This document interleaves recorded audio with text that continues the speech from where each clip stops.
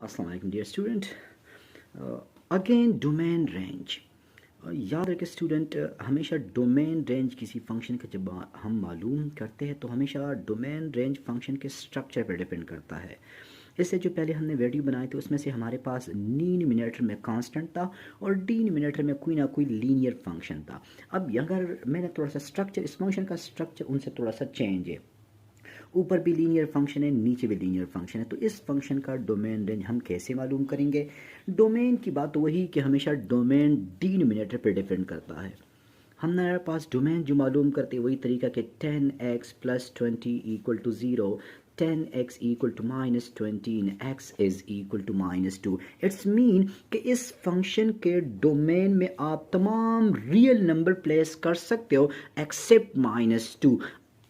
-2 क्यों प्लेस नहीं कर सकती? अगर मैं x की जगह -2 प्लेस करूंगा तो ये जो हमारे पास ये वैल्यू है वो ज़ीरो हो जाएगा और हमारे पास कोई भी कांस्टेंट को हम ज़ीरो पर डिवाइड नहीं कर सकते। हम किसी नंबर को ज़ीरो पर डिवाइड करेंगे तो वो अनडिफाइंड बन जाता है। इट्स मीन ये फंक्शन तमाम नंबर्स पे कोई ना कोई आपको नंबर देगा, लेकिन आपको -2 पे आपको ये नंबर नहीं देगा। और रेंज की बात अब हम करेंगे तो ऐसे तमाम फंक्शन जो न्यूमरेटर और डिनोमिनेटर में लीनियर फंक्शन हो, क्या चीज़ हो स्टूडेंट? लीनियर फंक्शन हो, तो उसकी रेंज का शॉर्टकट ट्रिक हमारे पास ये है कि मैं तमाम रियल नंबर प्लेस कर सकता हूँ। शॉर्टकट हम क्या करेंगे बच्चे?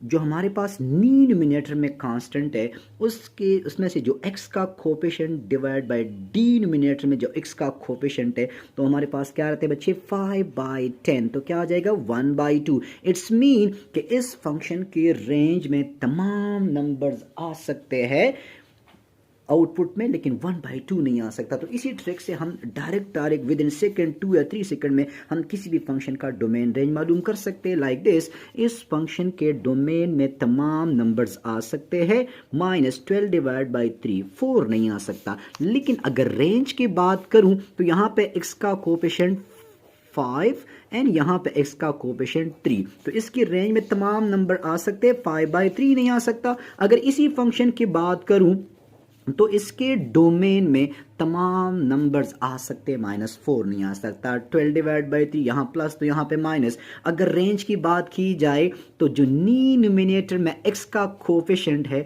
वो 5/2 है, डिनोमिनेटर में x का कोफिशिएंट है 3, तो ये कुछ यूँ हो जाएगा कि इसकी रेंज में तमाम नंबर्स आ सकते हैं, 5/6 नहीं आ सकता। अगर मैं इसी फंक्शन की बात करूं तो इसके डोमेन में तमाम नंबर्स आ सकते हैं, लेकिन 2 नहीं आ सकता। अगर मैं रेंज की बात करूं तो इसकी रेंज में x का कोफिशिएंट डिवाइड बाय x का कोफिशिएंट, तो इसकी रेंज में भी तमाम नंबर्स आ सकते हैं, 1/2 नहीं आ सकता।